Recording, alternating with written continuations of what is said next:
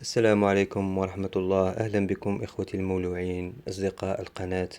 في هذا الموضوع الذي سنتحدث فيه عن الأغذية والنباتات والبذور التي تقدم لزوجي الحسون أو زوجي الكناري أو حتى للطيور الأخرى التي تحضن الفراخ مثل أنثى الهجين، لفراخ الحسون، فراخ الكناري، فراخ الهجين أو أي طيور شرشرية أخرى. وفيما يخص الحساسين فيجب التنبيه إلى عدم تنويع النظام الغذائي وخاصة البذور، يعني عدم تغيير نظامها الغذائي فيما يخص البذور المقدمة دائما. فلا نغير هذا النظام الغذائي، فلننوع المواد الأخرى والتي سنتحدث عنها. سنبدأ بالبيض المسلوق. البيض المسلوق ضروري جدا تقديمه ليومين قبل فقس الفراخ، إما لحساسين أو لأي طائر آخر شرشوري. ونستمر في تقديمه طيلة فترة إطعام الزوجين للفراخ أو الأنثى للفراخ حتى فطامها، ثم نضع البيض أيضا للفراخ بعد الفطام لفترة. اللوز والجوز يعني المكسرات، هذه مواد مهمة جدا لنمو سريع، فهي مغذية جدا للفراخ، وأيضا تقوي حتى الأنثى والذكر اللذين يطعمان الفراخ، فيقدمان مطحونان أو نقدم اللوز فقط أو الجوز فقط. إن كنا نمتلك أو نربي الدود القبابي، هذا فهو غني بالفيتامينات، بالبروتين عالي البروتين، فلا نقدم البيض المسلوق إذا كنا نقدم هذه الديدان.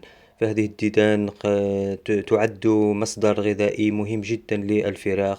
بعد يومين أو 3 أيام بعد فقس الفراخ نقدم الجزر قطع، نقدمه مباشرة، نضعها في بين أسلاك القفص للزوجين، أو نبشر الجزر ونقدمه في المعالف، وإما نطحنه بعد بشره هكذا مبشورا، نطحنه مع القليل من الماء ثم يعني يصبح عصيرا، ثم نقدمه في المشربية للأزواج المطعمة. هذه الطريقة جيدة جدا لإغناء الفراخ وحتى الأزواج بعدة فيتامينات ومعادن، فهو يحسن الهضم ويقي من الأمراض المعوية والكبدية. وممكن أن نخلطه مبشورا مع البيض المسلوق، أو نصنع باتي منزلية ونقدمه مع مواد أخرى. البذور المستنبتة هي مصدر غذائي هام جدا، فاستنبات البذور وتقديمها للأزواج لإطعام الفراخ، فهي مصدر غذائي مهم جدا قوي بالفيتامينات وعالي البروتينات، فالقيمة الغذائية تتضاعف أكثر من مرتين في هذه البذور بهذه الطريقة، فيجب تقديم البذور المستنبتة. سأترك لكم رابط طريقة تحضير البذور المستنبتة وتقديمها للطيور. الخس يعد من الخضار الورقية المهمة جدا للفراخ بعد الفقس، فمن الأفضل لا نقدمه يعني مباشرة في يوم فقس الفراخ، بل نقدمه بعد يومين أو 3 أيام على الأقل لكي نتجنب الإسهال. ممكن أن ننوع في الخضار الورقية ونقدم السلق. هذا الخضار الورقي البري نقدمه، فهو جيد جدا لتغذية الفراخ.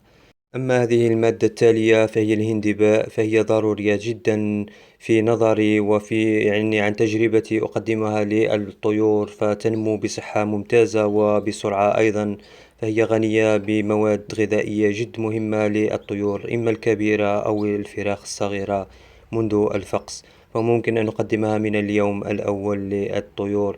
فها كما ترون أنا أقدمها للكناري لتغذية الفراخ الهجين، فتنمو بصحة ممتازة وبسرعة أيضا.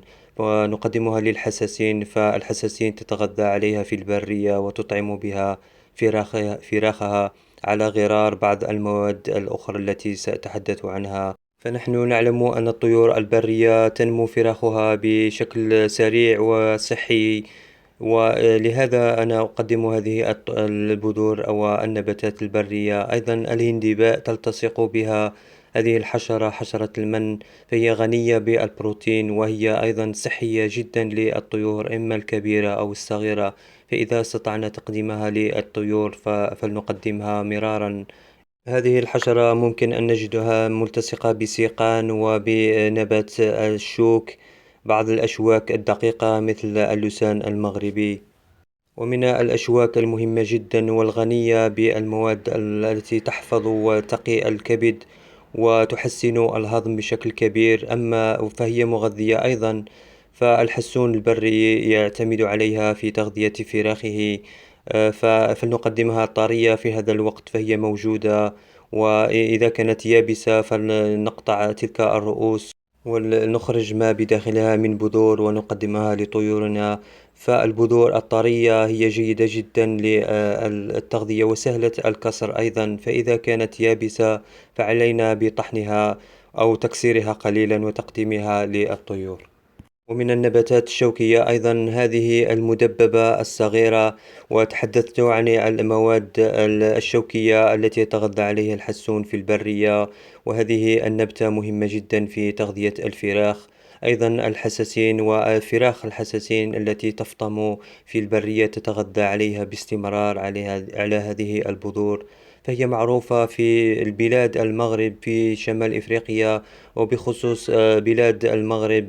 فأنا أراها موجودة بكثرة في بعض المناطق، فيتغذى عليه الحسون بشراهة على طول السنة، فهي تكون موجودة في هذه الفترة، فترة الربيع، وتكون في الصيف أيضا. هذه هي النبتة الشوكية، شوك اللسان المغربي. هذه يعتمد عليها الحسون في تغذية فراخه منذ الأيام الأولى للفقس، منذ الفقس، فهو يتغذى عليها قبل فقس الفراخ، لأنها تكون موجودة قبيل فصل الربيع قبل بداية موسم الإنتاج.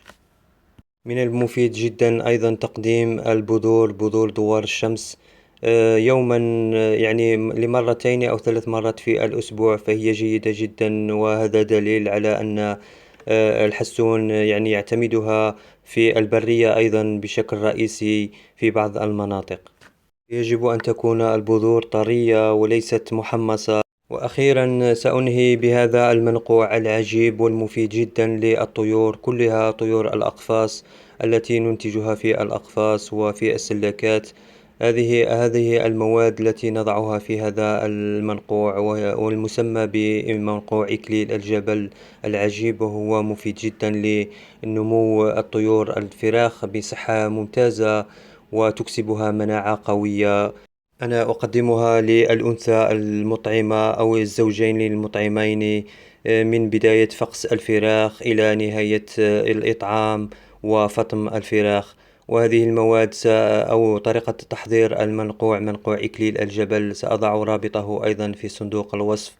فيجب تقديمه، أنا أراه مهم جدا تقديمه في فترة الإنتاج، في فترة الإطعام إلى خروج الفراخ من العش بعد الفطام. لكن كما ذكرت وحذرت أنه لا يجب علينا تغيير النظام الغذائي للحساسين بالخصوص. فالبذور المقدمة يعني من سابقا أزواج الحساسين، فلنعتمد تلك البذور نفسها. أما البذور المستنبتة التي تحدثت عنها فنقدم أي بذور مستنبتة من خلطة خلطة بذور الكناري، فلنضعها مستنبتة ونقدمها للأزواج. فكل شيء بإذن الله سيكون آمنا على الفراخ وعلى الأزواج المنتجة أيضا. ونصيحة إخوتي أن لا نعتمد كل هذه المواد يعني مرة واحدة للزوجين، فلنختار من الورقيات، يعني غذاء واحد أو غذاءين، ونقدم النباتات الأخرى متفرقة، أو نعتمد على نبتتين بريتين وهكذا. لا تنسوا إخوتي الاشتراك بالقناة ودعم الفيديو بإعجاب وبتعليق. شكرا لكم، إلى فيديو ومعلومات إن شاء الله قادمة. تحياتي لكم والسلام عليكم.